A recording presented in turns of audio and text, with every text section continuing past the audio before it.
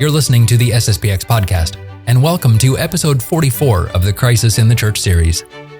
Last week, we looked at the status of the Society of St. Pius X.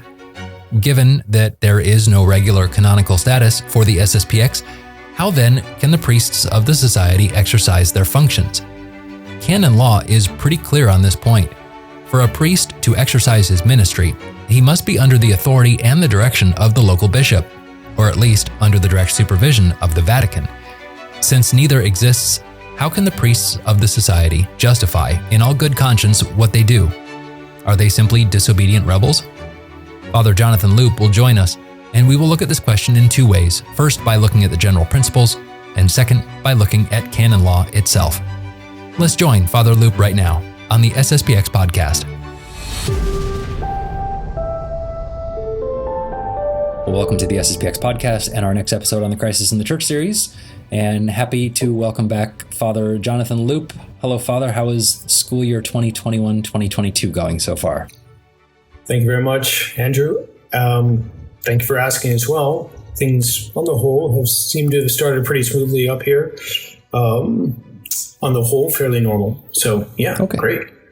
Normal is good. Yes, very much so. Especially the last couple of years. That's entirely true. Yeah. Well, Father, wanted to have you on to continue on with this section we're doing in the Crisis series on the Society of St. Pius X itself. Today we're asking the broad question on how can the SSPX justify its apostolate. Now, last week we were visiting with Father Robinson on the status of the SSPX. What is the status? It's a muddy question, so we dove into that. Today we're looking at how do we justify what we're doing? Because in a sense, you're not in a canonical position within the church. It's not a normal, air quotes, normal situation. Correct. So, Father, where do we start with asking and answering this broad question of how does the Society of St. Pius X justify what it does?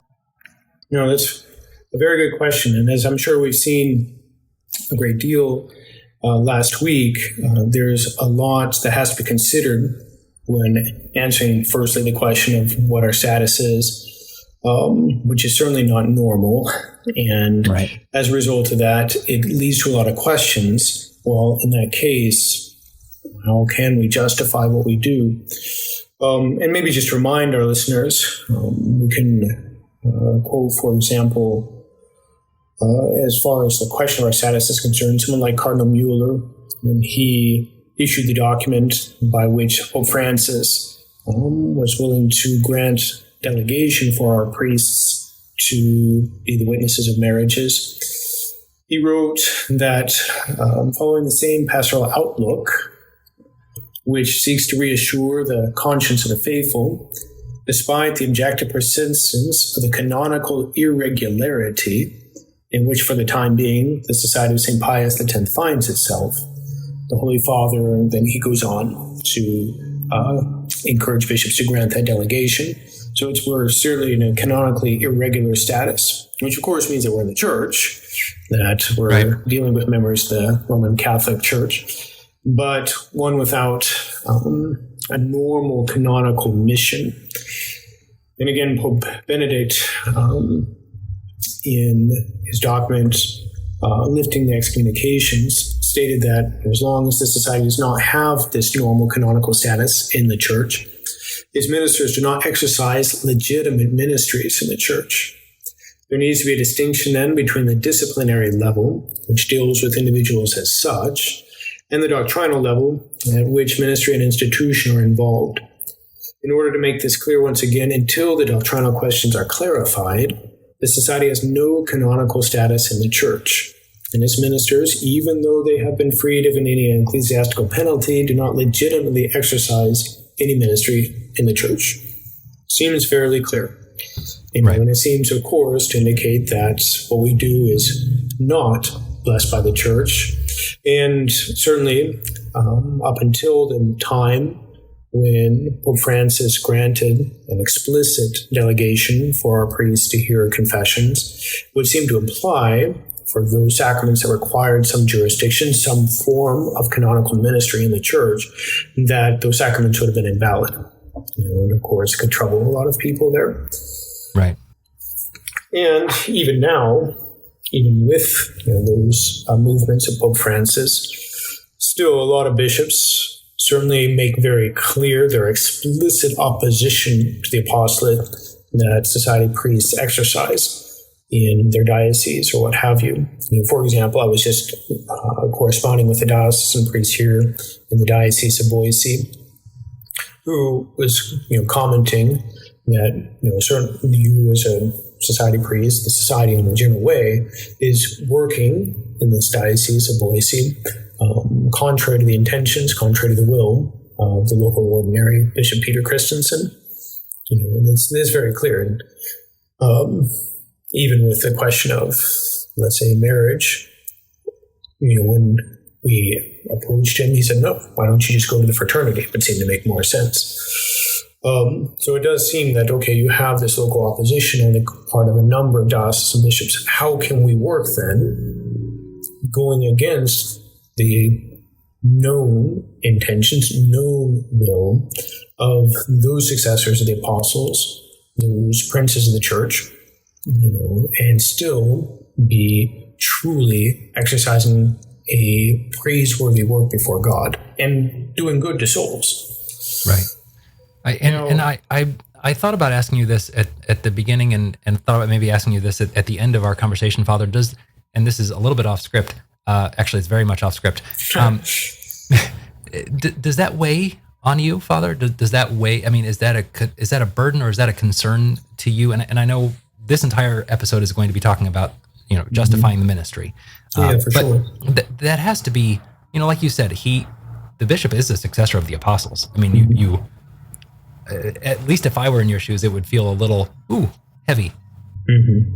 But no, certainly. In fact, as an initial answer to that question, one of the weekends I was down in our chapel in Boise, I gave a sermon explicitly addressing some of the statements of the bishop, partly because of a number of our faithful who I think have been a little bit troubled, or perhaps to be more accurate to say reasonably troubled, especially those who have started coming to us more recently. Mm-hmm. And more specifically it's going to depend on each priest for sure. But the way I'd answer your question is yes and no. The no part would simply be, as we'll see, I'm deeply convinced that we're well operating within principles that the church has laid out, and which mean that while on the level of the positive ecclesiastical law, we're certainly irregular. We don't have that regular canonical status, that regular legal status. Nevertheless, we're very well within the mind and intentions of the law. The way I would say yes, it does weigh on me is simply, and this is something I intended to kind of end with today, and we'll come back to that as a result, is that it's not so much for myself personally, but for the church. We're dealing with a situation where those who truly are the successors of the apostles, truly have received that same authority, are in fact working against the goals of the apostles and preventing that free access to the true form of worship due to the spouse of Holy Mother of the Church. And as a result, it damages a lot of souls, and I think really prevents a great deal of grace to be received through the normal and ordinary channels. But we can come back to that again at the end. Sure. I think. Yeah. Sorry for jumping in. It struck me when you said, when you're talking about the Bishop of Boise and it's, he is the legitimate successor of the apostles, it must be at times. But anyway, sorry, go ahead. Yeah. Well, maybe just to finish that answer, it'd be like, a son who has a father who, in one way or another, is harming the family. And the son sees clearly that he needs to protect other members of the family, And he's not going to regret that part of the situation, but he will regret the fact that the one that he does look up to as his father is not acting as a father. Right. And it kind of comes down to that. Makes sense. All right. So as we come back then to this question more generally, all right, how do we then justify this? How do we justify, let's say, for example, here in Post Falls, we have to speak very, very loosely, a parish of about 1,600 people, roughly. We have a school, a boys' school of about 180 kids. The Dominicans run a girls' school, about 200 day students and boarders. And all of that, of course, without the blessing, without the acknowledgement and approval of the local ordinary. It's a fairly big thing. So how can we justify our presence here and continuing to act in the face of that knowledge? And I think we have to try to answer this on two distinct levels. In the first place, by really striving to go to first principles in a sense. And then secondly, looking at it from a more detailed perspective at certain aspects of canon law, which are linked to those first principles, but which are more specific and can help guide us in our day-to-day approach to how we handle the situation. And just to begin, as we turn to this question, these first principles, I'm very, very welcome to admit that this is an exceedingly exceptional circumstance and situation. It is profoundly not normal that we be carrying on an apostolate that is not approved by the local bishop, and even goes against his mind, we may say. So, yeah, that's not normal, and it's not awesome. And again, like I said a moment ago, especially for the sake of the church as a whole. Now, the reason, of course, that we act in such an exceptional manner is as a response to the exceptional crisis in which the church currently finds herself.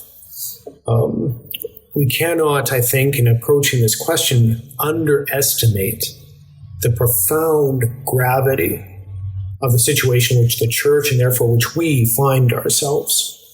And here, it might be helpful. I'm going to quote a small passage from Archbishop Lefebvre when he was responding in 1986 to the question of whether or not he would proceed to the consecration of bishops. So at this point, it was more a theoretical possibility. He hadn't made up his mind yet. And so he says here, quote, "If this were simply about a quote-unquote disciplinary difficulty, I would have no hesitation. So, for example, if Pius XII were alive today and asked me to close the seminary in Acon, my obedience would be immediate and unproblematic." So just to stop there, obviously he means with Pius XII, he worked closely with him, and if he would trust that act of authority, and Pius XII himself intervened and said, "No, this is not the work of the church, I'd like you to stop." But then, to return to Archbishop Lefebvre, he goes on. He says, "But today the faith is at stake. I sense that the, quote, conciliar church is changing and endangering the heart of the Catholic faith. For this reason, obedience is no longer possible. Even the Pope has no power to change the faith. He is only its servant. To accept religious liberty, ecumenism, and the conciliar reforms would mean for me to contribute to the work of the Church's self-destruction. In conscience, I cannot do that. But I want to make one thing clear.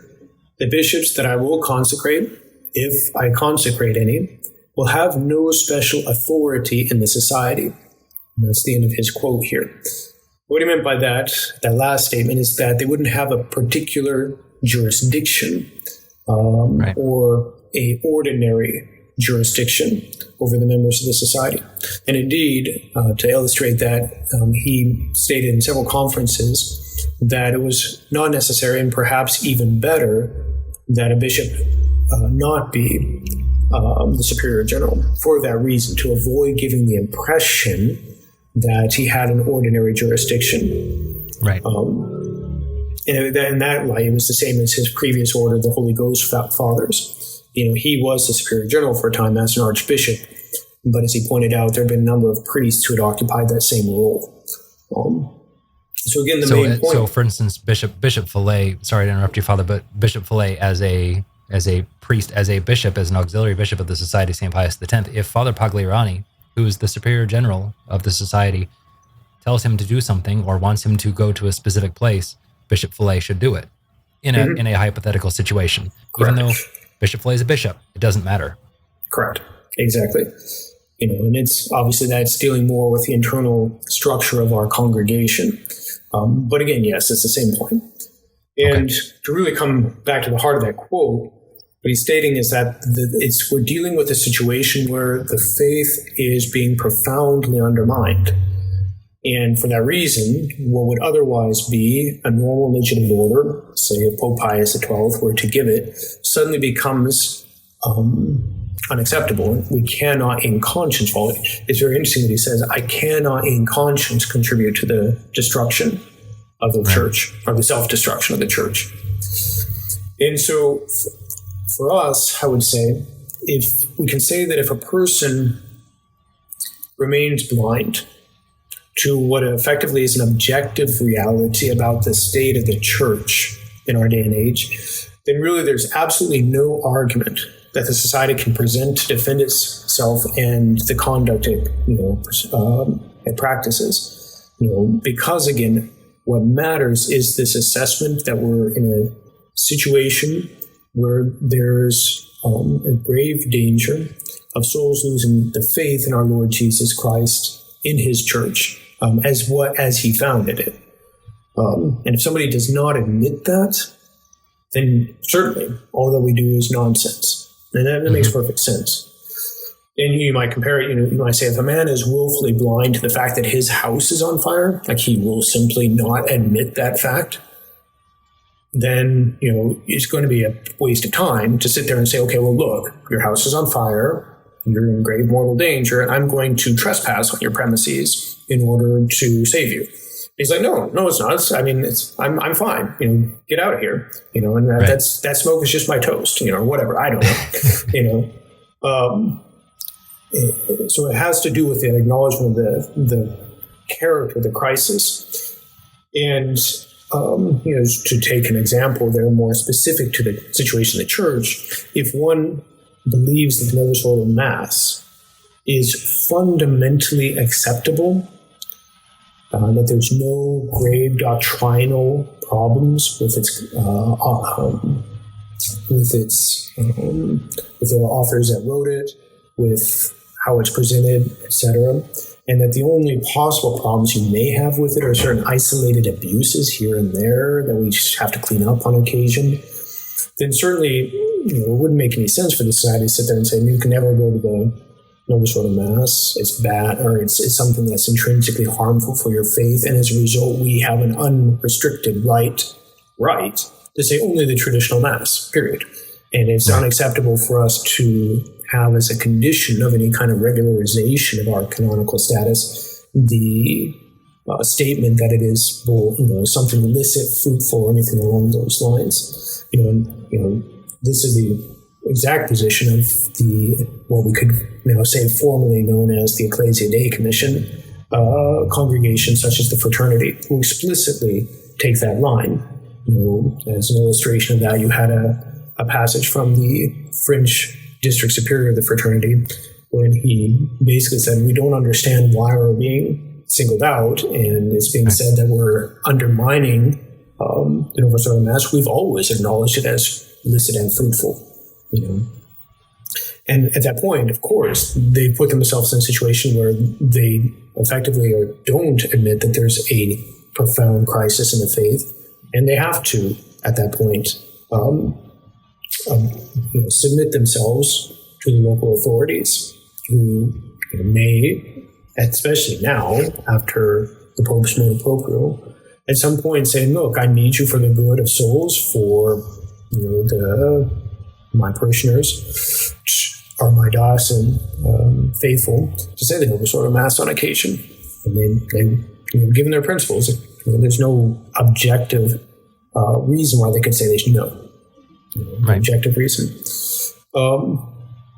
It was interesting, Archbishop Lefebvre commented in 1987 and 1988 when he was going through the negotiations with Rome. One of the signs that he took as from Providence that it was not going to be wise to persevere with the protocol they signed were some of the comments of the then Cardinal Ratzinger, who observed that in a parish like Saint Nicolas de Chardin in Paris, that, of course, it would be necessary once everything were kind of settled with the protocol and everything had been regularized, that there be Novus Ordo Masses offered there, for parishioners right in the area who wanted the access to the Novus Ordo Mass. And the Archbishop is one of those things that made it abundantly clear to the Archbishop, okay, their intentions are not the same as ours. We want to be acknowledged as in justice we should be, not because of our persons, but because of the work that we represent at this point. Whereas for Cardinal Ratzinger and the other Roman authorities, it was all about, we're going to lead you back to accepting Vatican II and accepting in principle the Novus Ordo Mass, which of course in time would lead to that being the only Mass that they'd be allowed to say. And along these lines, having mentioned those Ecclesia Dei communities, I'd maybe like to cite Archbishop Lefebvre again, this time from a spiritual conference he gave at Cone in 1986. So it's not the same interview that the previous quote came from. This is a spiritual conference that was given in May. And the context of it was another group of seminarians, and I think it was just seminarians on this occasion, had abruptly left Cone in order to go to Rome because they'd been promised to be able to have a seminary in Rome where they'd be able to learn the Latin Mass and stuff like that. And in the course of the church conference, the Archbishop said, this is the fourth time that this has happened, where people have left us, and it's always gone badly for them. And so he says, there's a whole milieu of Catholics who want to be traditional, who see that things are not going well in the church, but who do not have the courage to oppose themselves to the authority which is destroying the church, which is the cause, which is at the origin of the subversion of the church. What can I do? It is what it is. The subversion of the church has come from Rome. Paul VI said this himself when he spoke of the auto-demolition of the church. But he was also an agent of that destruction when he accepted the reforms of Vatican II. He saw through this council, which has principles contrary to the doctrine of the church. Now, it is necessary to make a choice. One must grasp precisely what is the crisis in the church. Such people, these people in these traditional milieus, do not understand what is the crisis in the church. They believe it is something benign, a small thing. But this is not true. It is the faith which is at stake. It is a complete inversion of principles. They no longer have Catholic values. It is no longer Christian. It is instead Masonic. It is truly a revolution in the interior of the church. The devil has delivered his masterstroke to make use of the church to destroy the church, to make use of the authorities of the church to destroy the church. And that's the end of the quotation. That was obviously a little bit repetitive, but he was just speaking in a spiritual conference. And what he says there, I think, is very profound. It's a matter of not going to the depth of the causes that we're dealing with here, in which profoundly impact our practical decisions and how to approach the solution there. If we're really dealing with, let's say, authorities within the church who are, and to speak very loosely, being used by the devil to destroy the church, that has to alter how we approach them. And that has nothing to do with their motives, their intentions as human beings, but simply, objectively speaking, these principles which they are basing their action upon are contrary to the doctrine of the church. And indeed, the whole point of the series of podcasts has been to explore in some detail those principles that the Archbishop mentions in that short passage.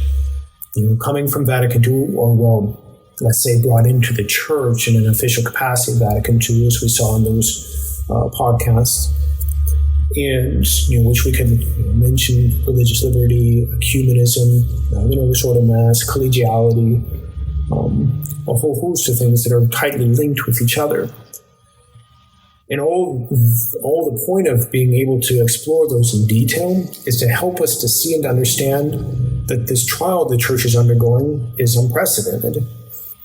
And we're not dealing ultimately with just, let's say, this isolated heresy, this isolated problem within part of the Church or anything along those lines, but rather a radical shaking of the foundations of our faith.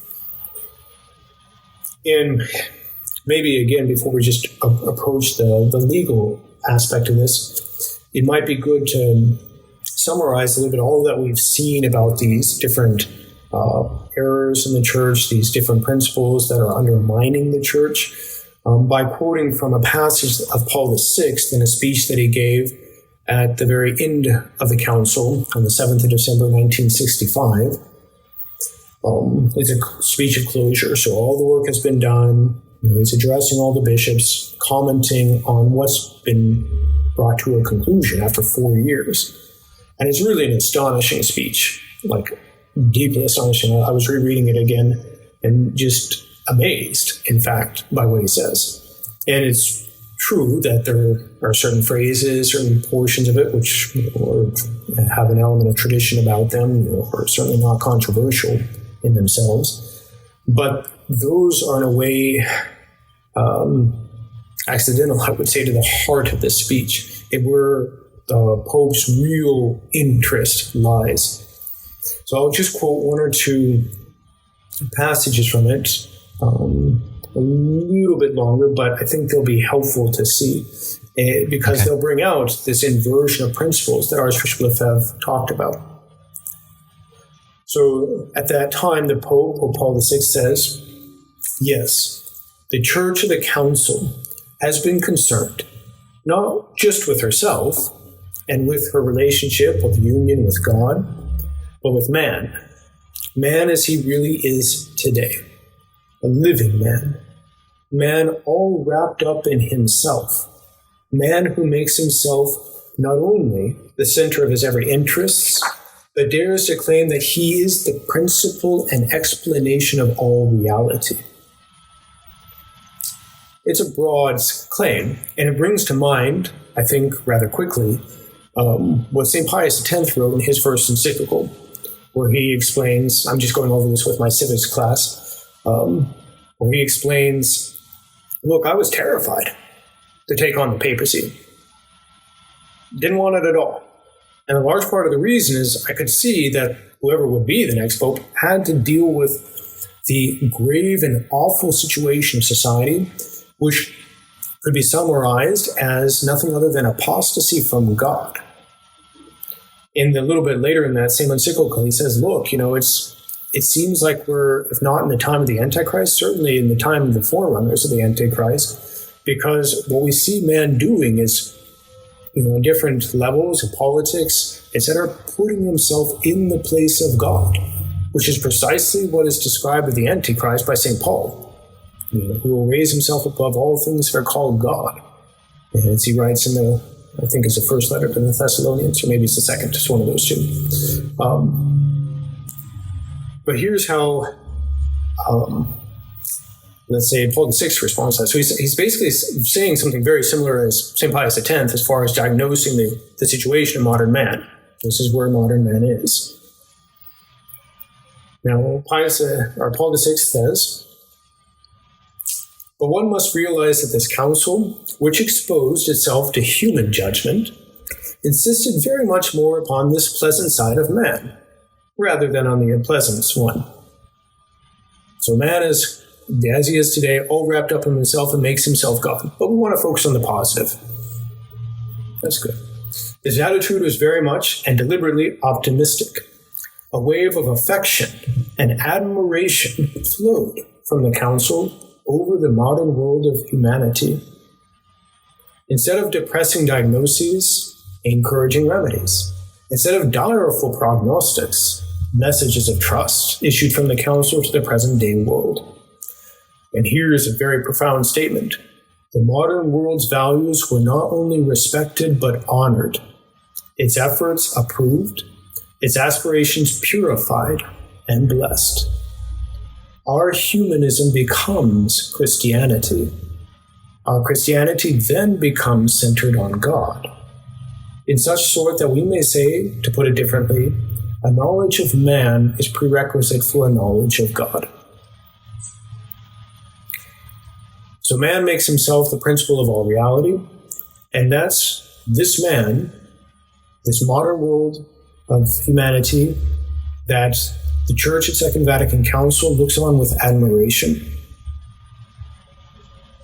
And in that light, it might be interesting to quote a passage of Cardinal Ratzinger, written in the 1980s, where he says that the texts of the Vatican Second documents, especially as Gaudium et Spes, serves as a counter-syllabus, and as such represents, on the part of the Church, an attempt at an official reconciliation with the new era inaugurated in 1789, in other words, the French Revolution, in that time where the Church was basically decreed illegal, and they sought to wipe it from the face of the earth. That's, in a way, the spirit of Vatican II. And so for the final passage here from Paul VI, and again, I think which really and truly illustrates the heart of everything that has occurred in the Church since Vatican II, deeper than the individual questions about, let's say, the Novus Ordo Mass, or even religious liberty and accusationism, because those are all fruits of this mindset. Secular humanism, revealing itself in its horrible, anti-clerical reality, has in a certain sense defied the council. The religion of the God who became man has met the religion, for such it is, of man who makes himself God. And what happened? Was there a clash, a battle, a condemnation? There could have been, but there was none. The old story to the Samaritan has been the model of the spirituality of the council. A feeling of boundless sympathy has permeated the whole of it. The attention of our council has been absorbed by the discovery of human needs. But we call upon those who term themselves modern humanists and who have renounced the transcendent value of the highest realities to give the council credit at least for one quality, and to recognize our own new type of humanism. We too, in fact, we more than any others, honor mankind. Again, it's a profound inversion of values, to use that phrase from Archbishop Lefebvre.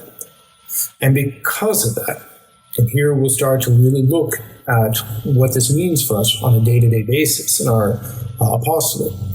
It means that the normal laws and customs of the Church, which are healthy in times of peace, and in times, we might say, of normalcy, cannot always be applied according to the letter of the positive ecclesiastical law. Indeed, to do so can easily produce the exact opposite result to the one intended by the legislature. For example, again, to use that illustration of the burning house, trespassing is a great law, or no trespassing. That's a great law. But obviously, to apply it to the letter, when somebody's house is burning down, it's like, well, I need to get his permission before I rush into his house to save him. But I can see through the window that he's lying face down, smothering in smoke and stuff like that. But I'll still wait because I don't want to, trespass or anything like that. It'd be absurd. Obviously, somebody can see it when it's applied on that level. These laws. Look at what the purpose of the law is. The purpose of the law is the welfare of everyone, and so then you act according to that higher principle, not this smaller principle. Exactly. And when we look at, let's say, the ecclesiastical laws, we can say that their higher principle let's say, is designed above all, or what they're designed to do, is promote the salvation of souls. In fact, in the new code that's explicitly mentioned in the very last canon, it's speaking about transfers of priests and what have you, but it mentions that in part, in light of that, it should always be kept in mind the salvation of souls, which is the supreme law of the church. So all things are, let's say, directed towards that goal and are meant to serve it, obviously. And because it's meant to promote the salvation of souls, that means that every law in the church is meant to safeguard the faith. Because as St. Paul says in his letter to the Hebrews, without the faith, it is impossible to please God. So in order to work for the salvation of souls, the church must propagate the faith, defend the faith, and create structures that allow the faith to be effectively practiced. Okay, and as I think is clear from that, these laws presuppose that the authorities in the church are working as well themselves to protect and promote the faith of all ages. That's the we may say implicit presupposition of every law in the church. That deals with those who exercise authority. And perhaps it might be helpful, as an aside, when we speak of the legislature, when speaking of church laws, we have to understand that firstly and radically, we're referring to our Lord Jesus Christ. And we may say his Spirit, the Holy Ghost, and not this or that pope or bishop as an individual man. They certainly have the right to make laws for the church, bishop for his diocese, pope for the universal church, but it's as a vicar of our Lord Jesus Christ. They don't have any right to make laws according to their own whims and for their own purposes. And as a result, anything that would go against any of their prescriptions, any of their regulations, which would go against the higher divine law, would cease to exist. It would be going against the mind of the legislature. And we could even speak, so to speak, that it goes against their own intentions, and according to their office. Because according to their office, their intentions are to further the work of our Lord Jesus Christ.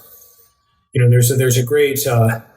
I remember when I first converted, having one or two conversations with people who had a little bit of trouble understanding how we could ever pray for the intentions of someone like Pope John Paul II, who was Pope when I first converted. Like, I don't want to pray for, his, for interreligious prayer meetings. I don't want that to be successful. I want him to be converted.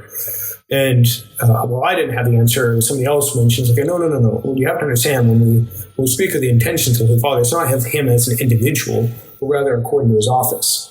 That he, as Pope, wishes that the work of our Lord Jesus Christ spread and that souls be saved as a result. Now, okay. To better understand this, I think it would be helpful to turn to St. Thomas Aquinas briefly and to look at a virtue which he discusses called epikeia. It's a part of the virtue of justice.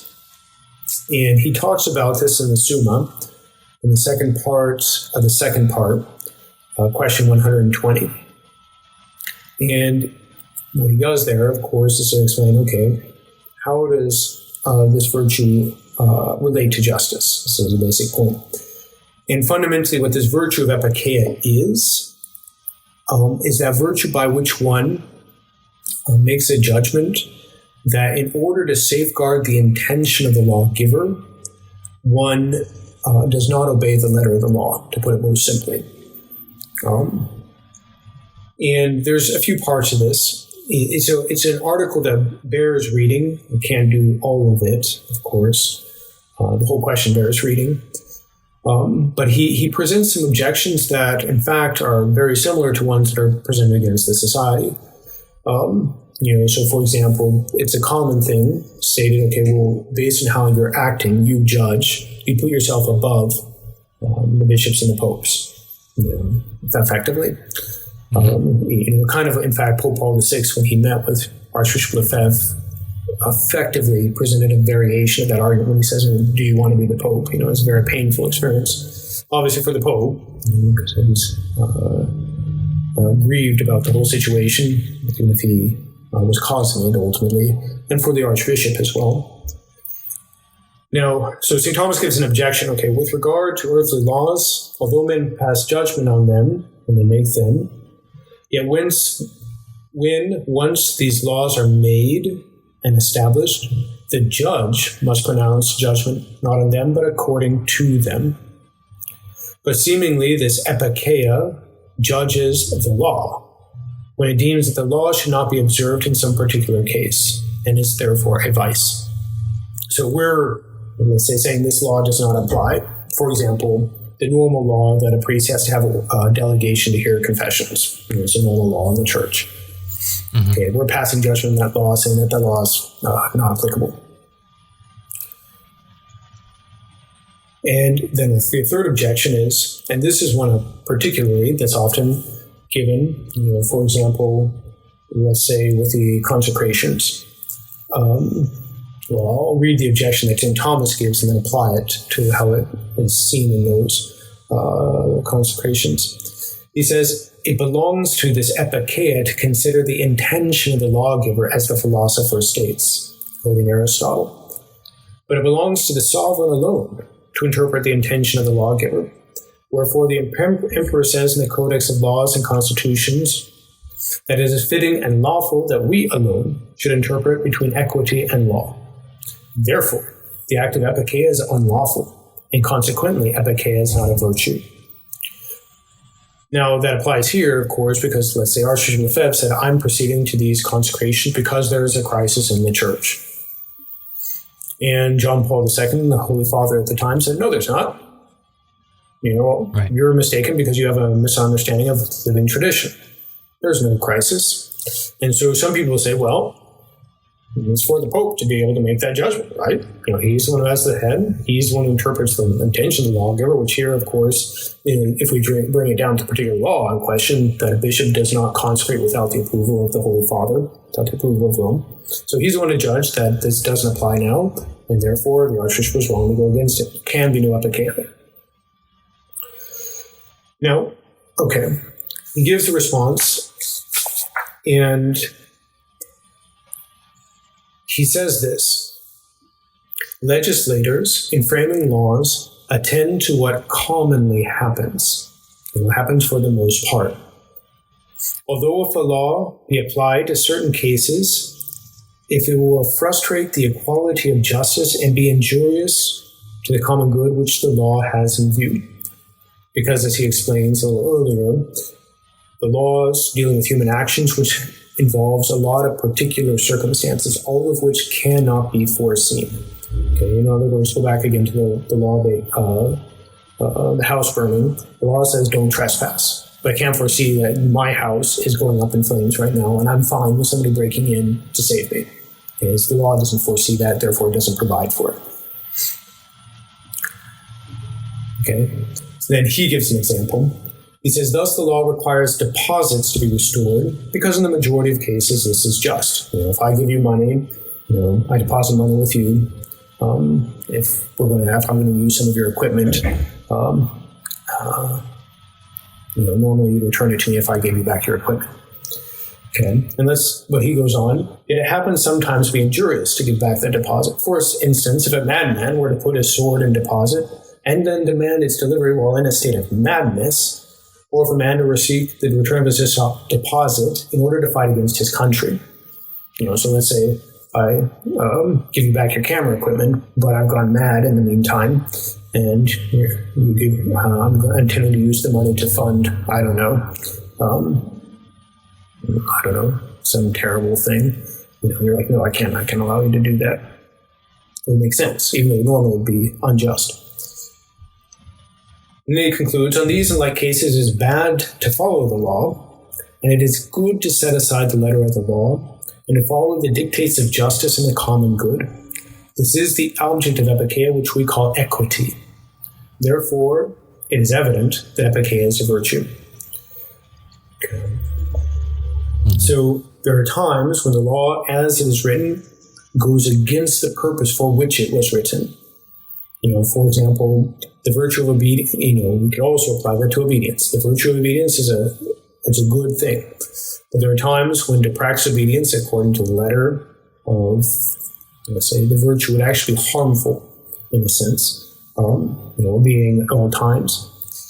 If let's say your father commanded you to commit some kind of sin, right? You're materially going to disobey, but in fact to obey then would be vicious. Okay. So then he concludes with a response to some of these objections.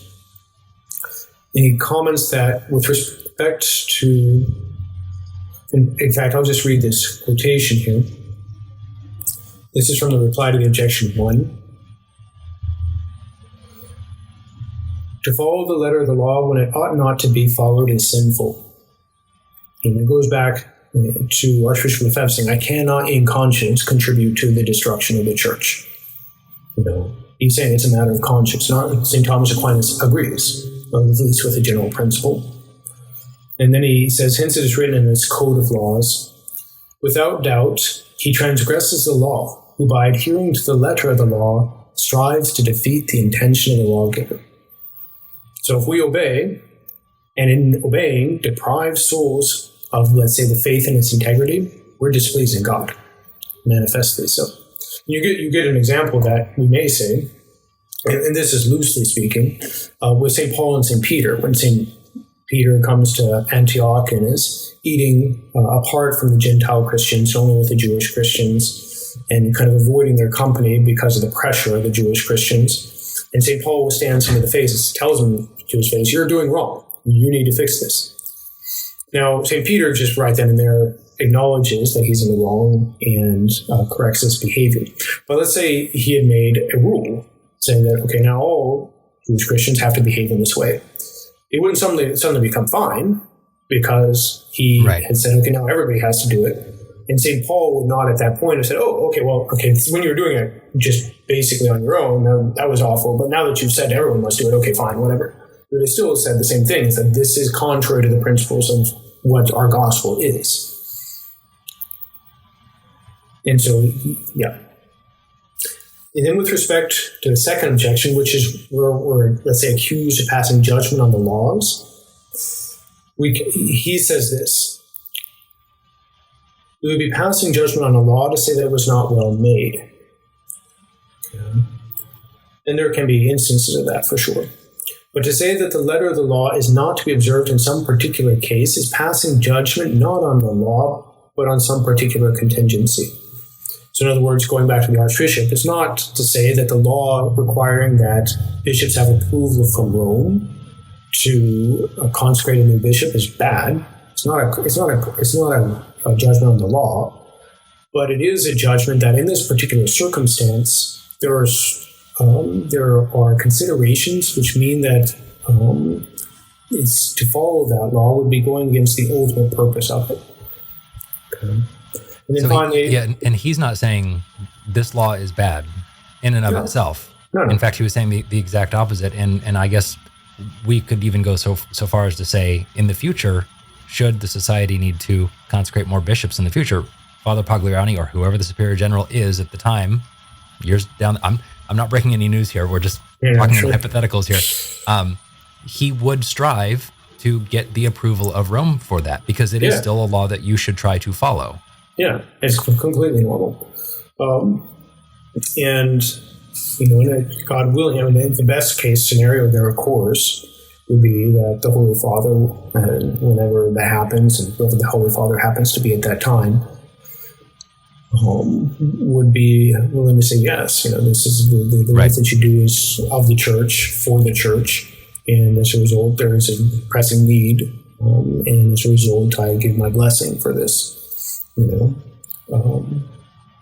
That'd be a best case scenario, because obviously see what providence brings. And then the final objection, and this one I think is the most interesting in some respects, because this is the one where a lot of people are most uncomfortable, because as if you remember the objection, he was, okay, look, it's for the lawgiver to interpret the law alone.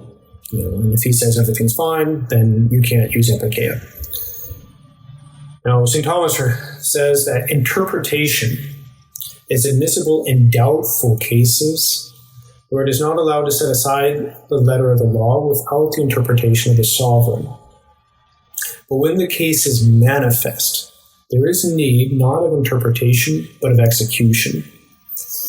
Meaning that if there is clarity about an urgent need, then it's not a matter of interpreting a situation. And here again, it comes, really what we're talking about here is just the awareness of the reality of the crisis in the church. And for somebody who's not willing to admit that, then this, St. Thomas says here, would not apply. He would not apply it, say, to the society's perspectives. But for somebody who can objectively look at what is going on in the church and be able to trace it back to its origins, can see, okay, look, there's not a matter of interpreting. It doesn't, in a sense, go back to the question of consecrations again.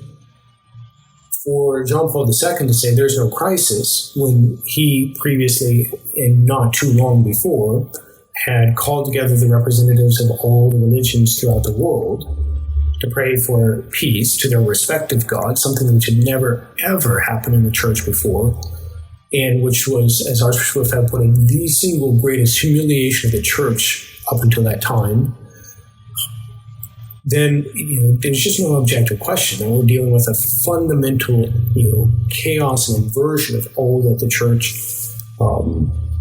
had been up until that time, and by consequence is that it's in a state of crisis. You cannot have that kind of prayer meeting and not realize that the faith in the one true God, who alone is the living God, and that our Lord Jesus Christ is the single and sole mediator, that nobody can go to God except through him, is being not only questioned, but objectively denied. If these other people can effectively pray to God outside of our Lord Jesus Christ, then he is not the mediator to all men. It's a simple clarity that is, a certain honesty that goes with that. All right, so again, what we've seen thus far is, okay, look, there's this general crisis in the church. Obviously, we didn't go into it in detail, but that is at the foundation of all that we do on a practical level. This is why we've done these series of podcasts. And then, as a broad principle, we spoke about that virtue of epikeia, which is to the act of setting aside a particular or a positive law when it goes against the very purpose for which it was intended. And we saw that the principal lawgiver in the church is our Lord, and that all bishops and all popes only act as his representatives and only have authority to the extent that they're being faithful to that trust. Now, that being said, it might be good to descend a little bit more into the question of the Canon Law, because it's true, this is a delicate situation. And it's fairly easy to respond that the appeal to exceptional circumstances can be abused. You can do whatever you want, effectively. And that is indeed a danger. There's no denying that. It's a necessary consequence of the turmoil in which the church finds herself in. It's like when you're, let's say, facing a situation where you have to defend your life. It's very easy in those moments where your life hinges on how you act to perhaps fall into one or two excesses, perhaps using more violence than would be needed in the situation and killing somebody unnecessarily. It's a delicate thing. There's no way about that. But at the same time, we can say on the one hand that the Archbishop bequeathed to the society a desire as much as possible to always keep working within both the spirit and even the letter of canon law as circumstances permitted. partly because these canons are holy and they do serve a very good purpose, and they've been the fruit of the church's secular experience, by which I mean many hundreds of years' experience on how to structure her apostolate, how to safeguard the preaching in such a manner that the truth is protected, how to handle situations that arise when, let's say, either a cleric or a layman is unfaithful or behaves poorly. There's a great deal of wisdom in the canons. And of course, I mean, as a very brief aside there, we have to acknowledge at the same time that the current canon law of the 1983 Code is not without its own problems, insofar as it was composed precisely to give a legal structure to the mindset of Vatican II. We may say what Paul VI was articulating. So, with that being said, we can point out that the Church herself, in her canon law, provides principles that can guide us in the society in these exceptional circumstances, which explicitly allude to the question of equity, this virtue epikeia that we were talking about. Now, as I've already mentioned... To carry the analogy forward, canon law does provide for, if the house is on fire, you can break in, basically. Exactly. We'll see yes. Although we're going to see, it doesn't speak about the exact fire that we're dealing with. Right. Which is important to keep in mind. Now, so as I mentioned before, at least in the 1983 Code, the explicit mention is made of the supreme law of the Church, being the salvation of souls. And consequently, we have to realize that everything bends to that, ultimately. If something in any way can be objectively shown to be hindering that, then its application, so long as that is the case, can be legitimately suspended. Now, in another canon, in the 1917 Code, Canon 20, and in 1983 Code, Canon 19, there's mention of equity specifically. And it says that if on a particular matter there is not an express provision of either a universal or a particular law, nor any custom, then provided it is not a penal matter, the question is to be decided by taking into account laws enacted in similar matters, the general principles of law observed with canonical equity, the jurisprudence and practice of the Roman Curia, and the common and constant opinion of learned authors. So in other words, the law is explicit. Okay, there's things that are going to arise that we don't foresee. All right. If that happens, well, what one should do to try to resolve it is to look at similar situations that are found in the law already, if they exist. One can also recur, as it says, to the general principles of the law. For example, the salvation of souls. That is a general principle of the law. Observe with canonical equity, in other words, trying to use that virtue epikeia. Practice the Roman Curia, and in the constant opinion of learned authors, like moral theologians, canon lawyers, etc., etc., etc. And it's not just those who are alive now, but over the generations of men who have commented on the law of the Church. So for example, in our own circumstances, how could the canon law effectively foresee a time when a Catholic bishop would effectively forbid the practice of the faith, say, assisting at the traditional Mass? Simple as that. Unless one acknowledged principles of religious liberty or ecumenism, which truly do lead to heresy and apostasy, then the law would not foresee that. It just wouldn't make any sense. So there's that aspect. Furthermore, we can say that the general principle that guides the Church is expressed by the axiom that sacraments are for men. And that's articulated. In other words, that means that the Church means to make the sacraments as widely available as possible within the normal limits of that structure of authority. So in Canon 682, in the Old Code, 1917 Code, and then 213 in the new code, it is stated that the faithful have the right to demand and to receive from priests spiritual goods, and particularly those aids necessary for salvation. What it means is that each member of the church can legitimately say, you owe me these sacraments. And indeed, the faith. You owe me the faith. There's a there's a spiritual comment, Archbishop Lefebvre's commenting that, by virtue of baptism, every legitimate Catholic can go to his parish priest and give me the faith. Go to his bishop, give me the faith. And go to the cardinals, give me the faith.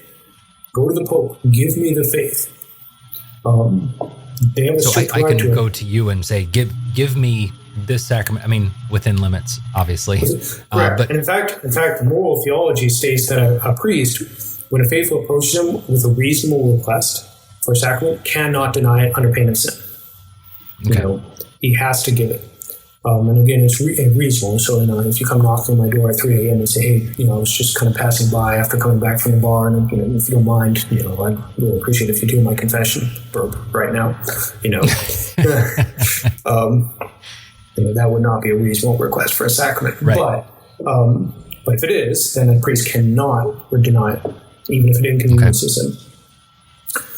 And to comment on that as well, a little bit later in the code, again, I'm giving both references, and obviously maybe in the YouTube video we can put that up. So in the 1917 code, towards the end, 2261, and then the new code, 1335, states that for any just reason, a faithful may ask even from a censured priest, one who's punished, and even potentially stated cannot give the sacrament, suspended. All sacraments, sacramentals, and according to the new code, even acts of jurisdiction. Okay. There is one limit to that, which is a late, an excommunication that's been published. But certainly for all the priests of the society, that doesn't exist, and it doesn't exist, let's say, from the view of the Roman authorities, since Pope Benedict lifted the excommunications in 2009, and of course, we never acknowledged the legitimacy of those excommunications in the first place. But what that's saying is that for a just reason, and one author comments that grave spiritual need, in other words, I cannot be guaranteed that, let's say, I'll get the faith in my local parish, or that by going to confession of this priest that I'll get sound moral advice, but I need to present my sins to our Lord. Even in the case where the society priest would be censured, wouldn't have a regular canonical ministry, by approaching them, the faithful would validly receive that sacrament for a just cause, because they need that firm and reliable assurance that they're going to get sound doctrinal and moral teaching on, let's say, whatever, how you want to put that. So again, the idea there being is to ensure as much access as possible to these means of salvation. If the church wants to be liberal there, in the true sense of the term, and also, of course, respecting that normal hierarchy. And then, of course, we can speak about the question of supply jurisdiction. And this is getting back to the question of looking at similar cases to the situation in which we find ourselves. The Church in our Canon Law gives 3, let's say, times when the Church will directly supply jurisdiction to a priest, even when he does not actually have it then and there. And I'll just mention them. So you have what's called common error, which means a fact or law, which effectively means that you're dealing with a situation where somebody, for one reason or another, can reasonably believe a priest has jurisdiction, even though he does not, in fact. And there's various explanations of how that can come about. But the very fact that there's, it's common, the error is common, it's not something that's an exceptional thing. And it's a common in law. That by itself gives, or in that case, I should say, the Church gives that priest jurisdiction so as to assure the validity of the sacrament they give, requiring that jurisdiction. Then we have the case, even in that question of error, if there's a positive and probable doubt that the priest has jurisdiction in one way or another, the church supplies to make sure that, again, the sacrament is valid. And the clearest one there is confession, let's say. And then we can speak, perhaps in a way the most clear one is the danger of death, where somebody is on the verge of entering into eternity. At that point, any priest can hear, let's say, a confession, absolve him,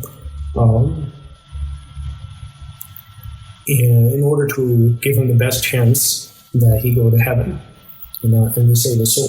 And again, that's even true of a laicized priest, an excommunicate or anything like that, because he has the power of order.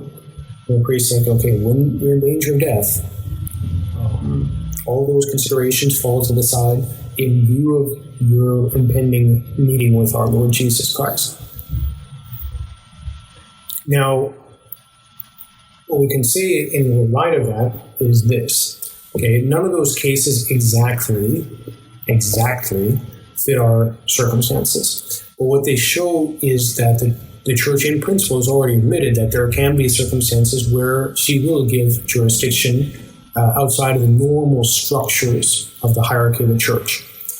And we can say that given the character of the crisis, the faithful find themselves in what we can call a grave spiritual necessity, akin to the danger of death, where, for a variety of reasons, there is a persistent danger that they cannot have access either to sound doctrine, let's say in the teaching and preaching the catechism of the local church, or, let's say, sound instruction either for the preparation of marriage or for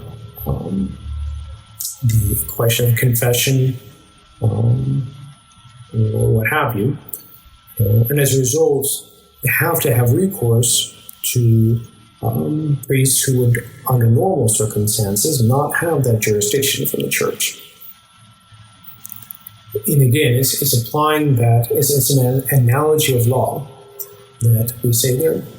And again, it's fundamentally rooted in the reality of the crisis that we're dealing with and the depth of the crisis in which we're dealing with. And I just want to point out one thing that just struck me when I was hearing you say that, Father. I think some critics might say, well, you're applying an analogy. You're saying that because this is happening now, I can use this provision of canon law. But earlier, canon law said, and I'm no canon lawyer, but earlier you said that canon law says, if there's not a particular matter that we are discussing here, it was number 19, I think, then you look at the general principles in similar matters, in other things. So it is not wrong for us for you, Father, to look at an analogous situation in canon law, because canon law actually says to do that. Correct. And that's the intention of the law, is because a lot of the particular canons or laws, are founded on general principles. And as a result, by looking at these similar circumstances or similar provisions in the law, we can go down to the principle underlying it and find in that principle one which would give an account of how to act in this particular circumstance, still according to the mind of canon law. Again, with this principle that the supreme law of the church is salvation souls, which necessarily means giving them the faith, since without it, they cannot please God. And in order to assure the greatest access possible for the sacraments, in these, let's say, exceptional circumstances foreseen by, even the ones foreseen by canon law, the church will supply that jurisdiction as needed. And given the fact that we're in an analogous, exceptional, and urgent situation, we can reasonably say that the church does continue to supply that jurisdiction in those instances where we don't normally have it. Again, it's It's right now, of course, as I said at the beginning, Pope Francis has just given a blanket delegation to the fraternity or society priests to hear confession. So right now we don't have, let's say, this particular principle needed for our confessions. But if we just speak about the whole apostolate that we exercise, it's the same foundational principle. And now maybe just by way of conclusion, it might be good to make a few remarks about, I would say, the spirit of the society in this whole circumstance that we find ourselves. Because again, it's exceptional and it's not normal. It goes back to the question that you asked at the very beginning. Does this weigh on you? And again, still, yes and no. And to really to understand what guides us, in the first place, I think it's critical to realize that what is at the heart of our work is a profound reverence for true authority. It's not a matter of just brushing off these bishops. It's not at all our intention. And here it might be interesting to read a quotation from Archbishop Lefebvre, which I think we can apply all proportion guarded to, say, the circumstance in which we find ourselves in any given diocese throughout the world. So this actually comes from a sermon that he gave on the Episcopal consecrations. It's a beautiful sermon, well worth reading. But in it he says that there is no question of us separating ourselves from Rome, nor putting ourselves into a foreign government, nor of establishing a sort of parallel church, as the bishops of Palma de Troyes have done in Spain. They've even elected a pope, formed a college of cardinals. It is out of the question for us to do such things. Far from us be this miserable thought of separating ourselves from Rome. On the contrary, it is in order to manifest our attachment to Rome that we are performing this ceremony. It is in order to manifest our attachment to the eternal Rome, to the Pope, and to all those who have preceded these last popes, who unfortunately since the Second Vatican Council have thought it their duty to adhere to the grievous errors which are demolishing the Church and the Catholic priesthood. Like I said, all proportion guarded, we could say that with respect to each of the dioceses in which we find ourselves. It's far be it from us to separate ourselves from the local ordinary, from the successor of the apostle who governs this portion of the Church. Indeed, what we do in those dioceses is in fact to show our loyalty to him as a successor of the apostles. And in reality, in many respects, we can, I think, truthfully say that we are the most loyal members of the Church in many dioceses to the local ordinaries, in the sense that we're carrying on the work that he's been commissioned by God to do, in which, under normal circumstances, he would fully approve of, without any question.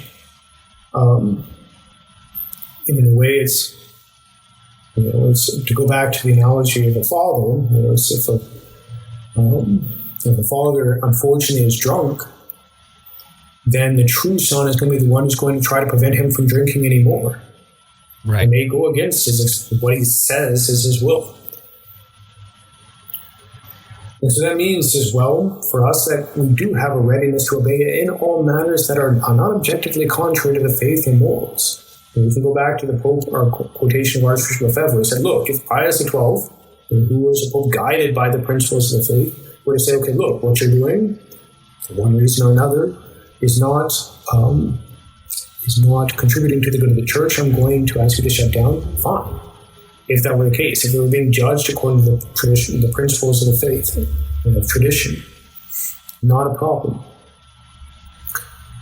And indeed, together with that, there is indeed a desire to reestablish normal links and bonds with the Church and with the local ordinaries. Yes. It's not a situation we delight in. It's not something we want to continue. It's just not normal. Okay? And by saying that, we are not acknowledging that we are in the wrong at all, or that we have some kind of guilty conscience that we hope to appease. Rather, it says that Archbishop Lefebvre was accustomed to say, it's not us who's produced this abnormal situation. It's not us who've basically gone crawling hands and knees to the modern world saying, let's adopt your principles. And as a result, let's turn our back on what the church has always taught about a whole range of truths.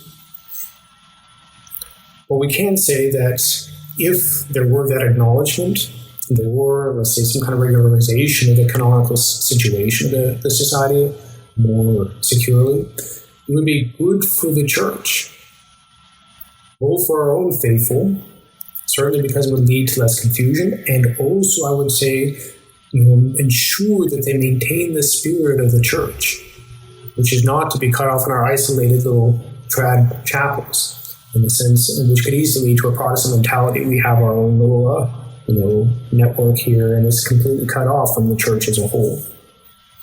And not only that, but sorry, I was just going to say I've seen comments, for instance, on the SSPX Facebook page of some people who have commented, when there's a story or something about Bishop Flay, for instance, when he was visiting Rome, talking with Rome, having these regular conversations, and this was even after talk of the regularization. This was just visiting and talking with Rome. There were people who were outraged by that. Well, how could he do that? Why would he go to Rome? Correct. Why would he go and talk with them? And to me, that's entirely the wrong mindset. You go. When Rome calls, you go. You are part of the church. You don't just cut yourself off and be this insular. That's a very sedevacantist position in my mind. No, that's exactly right. And, it's, on a certain level, one can somewhat understand in the sense of, sure, certain of the trails, etc. Sure. But yeah, no, what you said there is completely right. And in fact, it's, we mentioned Flay, but the same thing is said all the time about Archbishop Lefebvre. I've listened to all the spiritual conference that he gave, or at least the ones that were recorded at the Cone. And it's really rather remarkable how many times it comes up, where he's Archbishop Lefebvre in speaking to the seminarians, like, okay, yes, I have to deal with this group of traditionalists who are saying, why are you going to Rome? You should never go to Rome. It's exact same things that Bishop Flay had to deal with. It was almost word for word the same critiques and stuff like that.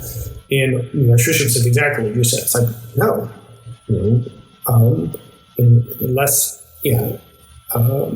I'm always going to be willing to go to Rome to deal with the superiors of the church. And I think that was true even after the Episcopal consecrations, where he kind of said, okay, we're just going to have to retreat for a time, simply because the break there was so clean-cut, you might say, and so definitive, that it is manifestly obvious that there was not going to be an immediate resumption of any kind of attempt to negotiate or whatever. But that was really more prudential thing. It wasn't because, I know some who said, well, after that, he said, okay, look, these people are so clearly modernistic that there's no way we can ever deal with them under any circumstances. The problem with that is he says the same things before 1988 when he actually went to negotiate with Rome. Like in the spiritual conferences, for example, 86, 87, he's saying things like, we can't deal with these people. Like, they're completely modernistic. What are you going to do?